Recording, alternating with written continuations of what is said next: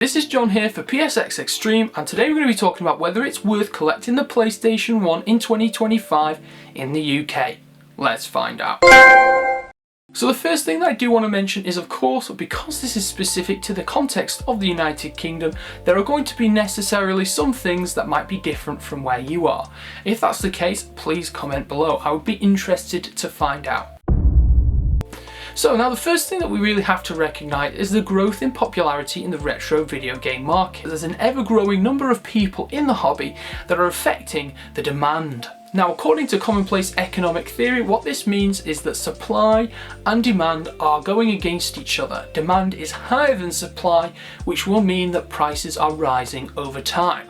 Now, how exactly does this affect the PlayStation 1? So the first thing we really need to recognise is that the PlayStation 1 is the 6th best-selling console of all time. It sold over 102 million units on its original run from December 1994 to March 2006. So let me tell you a few factors that are actually affecting the price of the console itself. So firstly, some consoles will leave circulation due to damage, due to being lost, due to aging or other such factors. Another thing that we might also consider is the actual impact of collectors. Every time a collector buys a console, it leaves circulation. Whilst we can argue, of course, that the prices will inevitably rise, I think where we'll make the most progress is if we talk about the PlayStation 1 software. The PlayStation had over 4,100 titles released for it during its original run, and 1,700 of those were released in the PAL region, to which the UK belongs. One thing I do need to add is that there's a growing homebrew scene in the PlayStation 1 that is continuing to actually develop games for the system. However, what we'll be focusing on today is collecting specifically for games of that original run. Let's have a look at the top 5 best-selling games for PlayStation 1. So first up, we have Gran Turismo with 10.85 million copies sold. This driving simulator is iconic for a reason. Final Fantasy VII needs no introduction, but it is important to know that it sold 9.72 million copies, making it one of the best sellers on the system. Tekken 3 sold 8.3 million copies and remains one of the greatest pioneer 3D fighters on the PlayStation itself. Crash Bandicoot sold 6.8 million copies as a surprise to no one. This game is an absolute masterpiece. Lastly, we have Spyro the Dragon with 5 million copies sold. I feel like this one has aged super well. Now that we've had a look at those games, what we should do is compare to the current gen, PlayStation 5. Spider-Man 2 is the best-selling game for the PlayStation 5 with over 11 million units sold. It launched in 2023, so it has currently been on the market for about 2 years, and it has actually already outpaced the best-selling PlayStation game. Now that is quite an interesting thing.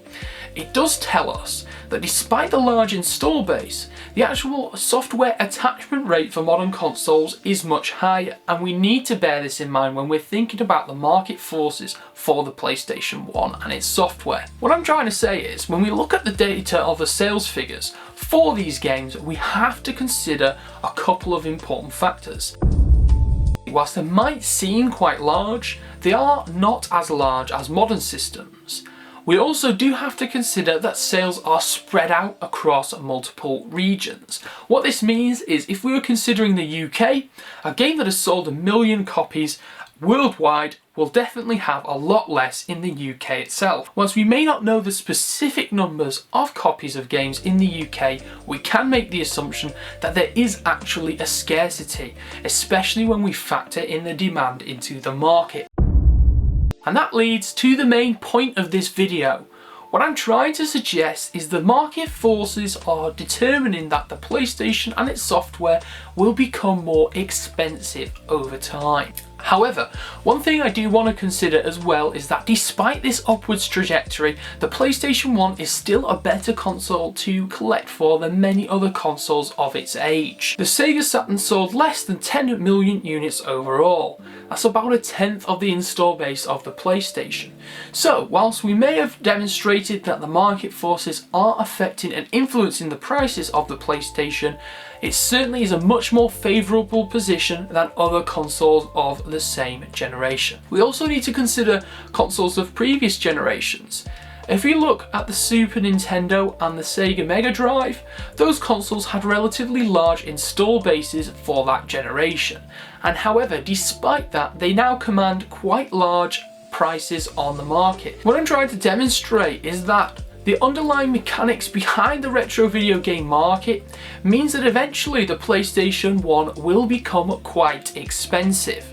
It certainly is an inevitability. And this helps us to see why there has been significant price rises, especially in the more elusive titles. If we consider titles such as Castlevania Symphony of the Night, it used to go for around £150, maybe 5 or 6 years ago.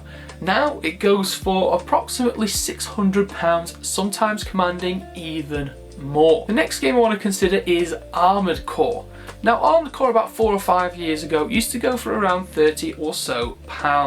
Now it commands £120. However, it would be fair to say there certainly is a large price rise happening for those more elusive and rare titles. However, that isn't happening across the board.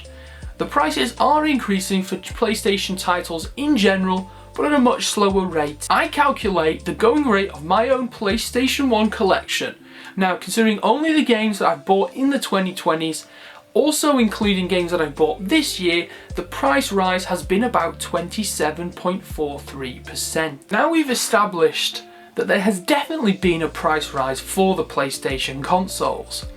The next thing we really have to consider is about the affordability of the system and its games. Using my own statistics, the average is about £16.37.